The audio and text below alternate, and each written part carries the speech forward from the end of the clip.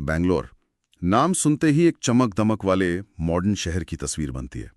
और इसी तस्वीर में मतलब बिल्कुल फिट होने वाली एक कहानी है डॉक्टर कृतिका रेड्डी और डॉक्टर महेंद्र रेड्डी की।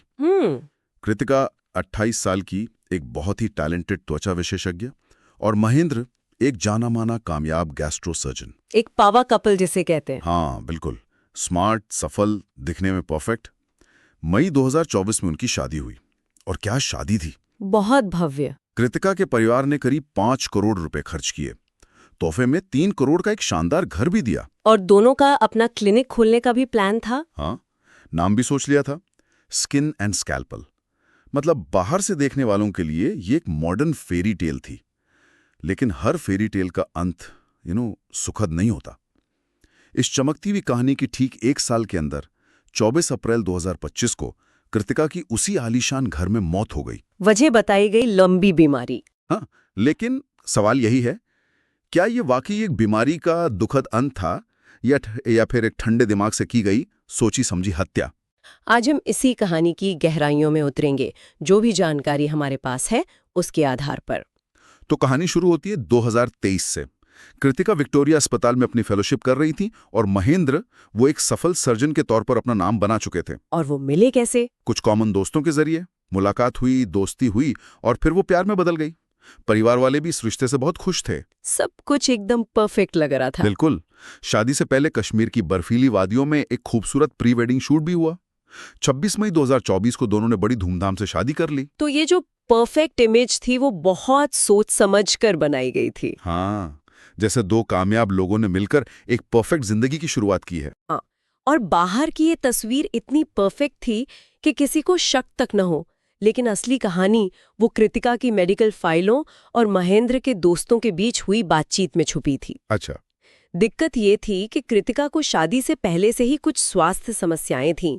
उन्हें गैस्ट्रिक और मेटाबॉलिक डिसऑर्डर था। ओके। जिसकी वजह से उन्हें अक्सर उल्टियां होती थीं और वो मतलब असहज महसूस करती थीं। लेकिन महेंद्र तो खुद एक डॉक्टर था, उसे तो ये बातें पता ही होंगी और शायद वो उनकी देखभाल भी कर रहा होगा। बिल्कुल, और शुरू में ऐसा ही हुआ। वो एक बहुत केयरिंग पति की तरह बर्ताव करता था, लेकिन ये देखभाल वो बहुत जल्दी शर्मिंदगी और फिर नफरत में बदल गई। शर्मिंदगी? क्यों? हुआ ये कि जब वो पार्टियों या दोस्तों से मिलने जाते और वहां कृतिका की तबीयत खराब हो जाती तो महेंद्र को बहुत शर्मिंदगी महसूस होती।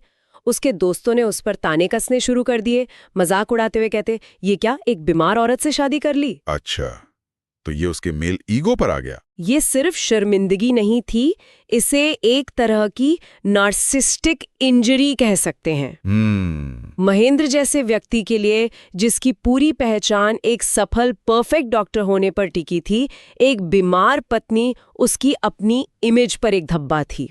और दोस्तों के ताने? वो उस घाव पर नमक की तरह थे। उसे लगने लगा कि कृतिका के परिवार ने उसे धोखा दिया है, उसकी बीमारी की पूरी सच्चाई उससे छिपाकर। तो यहीं से उसकी सोच बदलने लगी। हाँ, कृतिका जिसे वो प्यार करता था, अब अनजाने में उसकी परफेक्ट दुनिया को खराब कर रही थी। तो वो इस रिश्ते से बाहर निकलना चाहता था। हाँ, लेकिन एक पेंच था, वो तलाक नहीं ले सकता था। क्यों नहीं? अगर वो तलाक लेता तो उसे वो 3 करोड़ का घर, शादी में मिले महंगे तोहफे और क्लिनिक में होने वाला इन्वेस्टमेंट सब कुछ खोना पड़ता। और सामाजिक बदनामी होती सो अलग। बिल्कुल। तो उसके दिमाग में एक ही बात चल रही थी, इस रिश्ते से छुटकारा कैसे पाया जाए बिना कुछ खोए। तो तलाक कोई ऑप्शन नहीं था, क्योंकि उसमें पैसा और इज्जत दोनों जाते। तो उसने एक ऐसा रास्ता चुना जो किसी के भी रोंगटे खड़े कर दे। उसने अपनी सबसे बड़ी ताकत, अपनी मेडिकल नॉलेज को ही अपना सबसे बड़ा हथियार बना लिया। और ये बहुत धीरे धीरे शुरू हुआ। वो इलाज के नाम पर कृतिका को अलग अलग दवाएं देने लगा। अच्छा। असल में वो ये देख रहा था कि किस दवा का उसके शरीर पर क्या और कितना असर होता है। एक तरह से वो अपनी ही पत्नी पर छिपकर प्रयोग कर रहा था, ये जानने के लिए कि कौन सी दवा उसके खतरनाक इरादों को पूरा कर सकती है। एग्जैक्टली। और फिर आई 21 अप्रैल 2025 की तारीख। उनके नए क्लिनिक का उद्घाटन होने में सिर्फ 2 हफ्ते बचे थे। उस दिन कृतिका ने पेट में बहुत तेज दर्द की शिकायत की। महेंद्र ने कहा कि वो उसे दर्द का इंजेक्शन दे रहा है। दवा का नाम बताया, पेंटोप्राजोल, जो पेट के लिए एक आम दवा है। लेकिन उस इंजेक्शन में पेंटोप्राजोल के साथ एक और चीज थी, प्रोपोफोल। और यहीं पर यह केस एक आम घरेलू झगड़े से एक कोल्ड ब्लडेड मर्डर की साजिश में बदल जाता है। प्रोपोफोल, ये नाम सुनकर ही लगता है कि ये कोई ऐसी चीज नहीं है जो घर की दवा वाली अलमारी में मिलती है। हाँ, ये कोई आम पेन किलर तो नहीं है। एक गैस्ट्रो सर्जन के लिए इसे घर पे इस्तेमाल करना कितना अजीब था। अजीब से कहीं ज्यादा ये मेडिकली तरकीन है। देखिए, प्रोपोफोल कोई आम दवा नहीं है। क्या है ये? ये वो शक्तिशाली एनेस्थीजिया है जो डॉक्टर ऑपरेशन थिएटर में मरीज को पूरी तरह सुलाने या बेहोश करने के लिए देते हैं। ओके। इसका इस्तेमाल सिर्फ और सिर्फ एक्सपर्ट की निगरानी में अस्पताल जैसे कंट्रोल्ड माहौल में होता है। तो पेट दर्द के लिए घर पर कोई डॉक्टर घर पे एनेस्थीसिया नहीं देता। ये एक बहुत बड़ा रेड फ्लैग था। ये ऐसा है जैसे कोई आग बुझाने के लिए पेट्रोल का इस्तेमाल कर रहा हो। इसका मतलब इसका मकसद सिर्फ एक ही हो सकता था। हाँ, मरीज को चुप कराना, हमेशा के लिए। तो उसने अपना हथियार चुन लिया था, प्रोपोफॉल। लेकिन किसी को शक हुए बिना इसका इस्तेमाल कैसे करना था? और यहीं पर उसकी साजिश का सबसे ठंडा और योजनाबद्ध हिस्सा सामने आता है, जो 23 अप्रैल की रात को अंजाम दिया गया। क्या हुआ उस रात? उस रात कृतिका को फिर से दर्द उठा। महेंद्र ने उसे तसल्ली दी और कहा कि वो उसे एक आखिरी डोज दे रहा है, जिसके बाद सब ठीक हो जाएगा। आखिरी डोज? और उस आखिरी डोज के नाम पर उसने कृतिका को प्रोपोफोल का एक जानलेवा ओवरडोज दे दिया। अपनी पत्नी को मौत का इंजेक्शन देने के बाद उसने जो किया, वो शायद इस केस की सबसे ज्यादा परेशान करने वाली बात है। क्या किया उसने? वो चुपचाप दूसरे कमरे में गया, नेटफ्लिक्स लगाकर देखने लगा और फिर आराम से सो गया। ये जो नेटफ्लिक्स देखने वाली बात है, ये बहुत कुछ कहती है। ये सिर्फ क्रूरता नहीं है, ये एक तरह की भावनात्मक शून्यता है। मतलब? जैसे उसके लिए कृतिका एक इंसान नहीं, बल्कि एक समस्या थी जिसे उसने हल कर दिया था और अब वो आराम कर सकता था। उसका काम खत्म हो गया था। अगली सुबह 24 अप्रैल को जब उसने देखा कि कृतिका बिस्तर पर बेहोश पड़ी है, कोई हरकत नहीं कर रही, तो उसने जानबूझकर उसे सीपीआर तक नहीं दिया, यानी वो प्रक्रिया जिससे सांस या दिल रुक जाने पर मरीज को बचाने की कोशिश की जाती है। तो वो ये पक्का कर लेना चाहता था कि कृतिका के बचने की कोई भी गुंजाइश न बचे। बिल्कुल। और इसके बाद का उसका हर कदम एक लिखी हुई स्क्रिप्ट का हिस्सा था। वो कृतिका को अस्पताल ले गया, जहां डॉक्टरों ने उसे देखते ही मृत लाया गया घोषित कर दिया। और वहां किसी को शक ना हो, इसके लिए उसने एक दुखी टूटे हुए पति का जबरदस्त नाटक किया होगा। हाँ, वो जोर जोर से रोया, ऐसा दिखाया जैसे उसकी दुनिया ही उजड़ गई हो। एक तरफ कृतिका का परिवार अपनी बेटी को खोने के सदमे में था और दूसरी तरफ महेंद्र, जिसके चेहरे पर दुख का नकाब था, लेकिन अंदर ही अंदर शायद वो आजादी का जश्न मना रहा था। बिल्कुल। और ये बात बहुत जल्द उसके बर्ताव में दिखने भी लगी। मौत के कुछ ही हफ्तों बाद उसका सोशल मीडिया अकाउंट फिर से एक्टिव हो गया। और वो क्या कर रहा था? वो गोवा और सेशल्स में छुट्टियां मनाने की तस्वीरें पोस्ट करने लगा। ऐसा लग रहा था जैसे उसकी जिंदगी में कोई बहुत बड़ा बोझ हट गया हो और अब वो खुलकर जी रहा है। और उसने कुछ लिखा भी था शायद? हाँ, उसने अपने एक इंस्टाग्राम स्टेटस पर लिखा, God is rewriting better pages, यानी भगवान मेरी जिंदगी के बेहतर पन्ने लिख रहा है। ये तो बहुत अजीब है। तो वो छुट्टियों पर जा रहा था, अपनी नई जिंदगी दिखा रहा था। क्या ये सिर्फ दिखावा था या उसके दिमाग में कुछ और ही चल रहा था? ये दिखावे से कहीं आगे की बात थी। उसके अंदर का अहंकार उसे काबू से बाहर कर रहा था।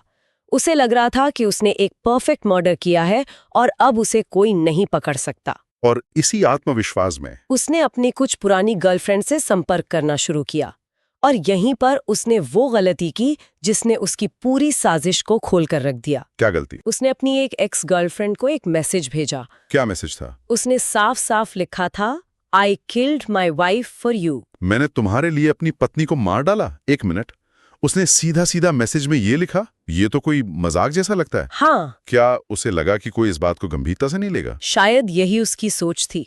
इसे एक मजाक में किया गया कबूलनामा कह सकते हैं। ये एक ऐसे अपराधी का मनोविज्ञान दिखाता है जिसे लगता है कि वो सिस्टम से ज्यादा चालाक है। उसके अंदर कोई अपराध बोध नहीं था? नहीं, अपराध बोध या पछतावा नहीं, बल्कि एक तरह का घमंड था। ये सच को मजाक के पर्दे में छिपाकर खुद को हल्का महसूस करने का एक बहुत ही खतरनाक और अजीब तरीका था। उसे लगा कि अगर कभी ये बात सामने आई भी तो वो इसे एक भद्दा मजाक कहकर टाल देगा। लेकिन वो जितना स्मार्ट खुद को समझ रहा था उतना था नहीं। बिल्कुल नहीं। और सच बाहर आने की कहानी शुरू होती है कृतिका की बहन निकिता से। उन्हें शुरू से ही महेंद्र के बर्ताव पर शक था। जिस तरह से वो कृतिका की मौत के बाद सामान्य होने की कोशिश कर रहा था, वो निकिता को खटक रहा था। और ये निकिता के लिए आसान नहीं रहा होगा। परिवार गहरे दुख में डूबा हुआ है और ऐसे में अपने ही जीजा पर शक करना, इसके लिए बहुत हिम्मत चाहिए। हाँ, उन्होंने ही परिवार में सबसे पहले पोस्टमार्टम कराने की बात पर जोर दिया, जबकि बाकी लोग शायद इस प्रक्रिया से बचना चाहते हो। शुरुआत में पुलिस का क्या रवैया था? क्या उन्हें भी कोई शक था?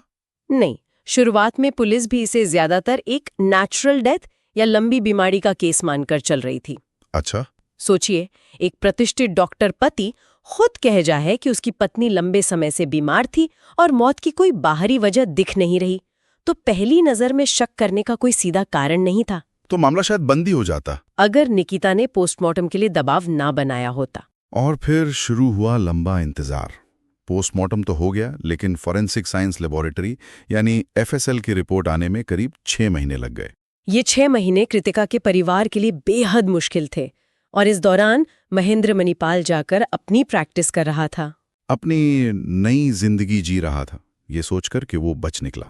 अक्टूबर 2025 में आखिरकार FSL की रिपोर्ट आई और उस रिपोर्ट के एक खुलासे ने पूरे केस का रुख पलट दिया। क्या था रिपोर्ट में? रिपोर्ट में साफ लिखा था कि कृतिका के शरीर में प्रोपोफोल के अंश पाए गए थे। और ये प्रोपोफोल का मिलना ही गेम चेंजर था। बिल्कुल, ये वो सबूत था जिसे महेंद्र मिटा नहीं सकता था।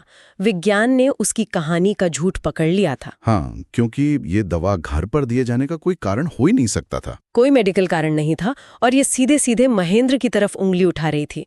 उसके अलावा घर में कोई और नहीं था जिसके पास ये दवा देने का ज्ञान, मौका और साधन हो। इस रिपोर्ट के आते ही सारी कड़ियां जुड़ गईं। 13 अक्टूबर 2025 को कृतिका के पिता ने महेंद्र के खिलाफ हत्या की FIR दर्ज करवाई और पुलिस ने तुरंत एक्शन लिया और महेंद्र को मणिपाल से गिरफ्तार कर लिया। बाद में जांच में और भी कुछ सामने आया। हाँ, जब जांच आगे बढ़ी तो ये भी पता चला कि महेंद्र और उसके भाइयों पर पहले से ही धोखाधड़ी के कुछ मामले दर्ज थे, जिससे उसके चरित्र पर और भी गंभीर सवाल खड़े हो गए। तो इस पूरी कहानी का सार क्या है? ये सिर्फ एक और जुर्म की कहानी नहीं है। नहीं, ये भरोसे के कत्ल की कहानी है। एक डॉक्टर जिसका धर्म लोगों की जान बचाना होता है, उसने अपनी उसी जानकारी का इस्तेमाल अपनी पत्नी की जान लेने के लिए किया। ये एक ऐसी साजिश थी जिसे प्यार, देखभाल और दुख के नकाब के पीछे इतनी सफाई से रचा गया कि अगर विज्ञान मदद न करता तो शायद ये राज कभी खुलता ही नहीं। सही कहा।